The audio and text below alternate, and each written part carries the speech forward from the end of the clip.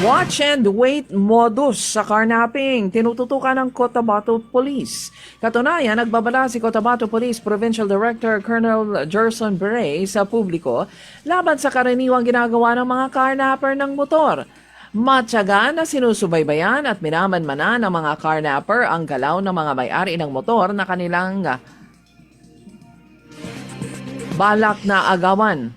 Nagbabala ang Cotabato Police Provincial Office sa mga publiko laban sa paandar ng mga carnapper sa lalawigan na gumagamit ng tinaguriang watch and wait modus kung saan, eto nga, matyaga nilang minanmanmanan ang mga suspect sa target nito bago ito pagnakawan. At pagkuha naman ng pattern ng would-be victim ay sa kanila kukunin ang motor. Target ng mga ito ayon pa kay Beret, ang mga nakaparadang motor na ang may-ari ay nasa malayo o ang motor ay nasa loob ng residential compound pero hindi nakalock.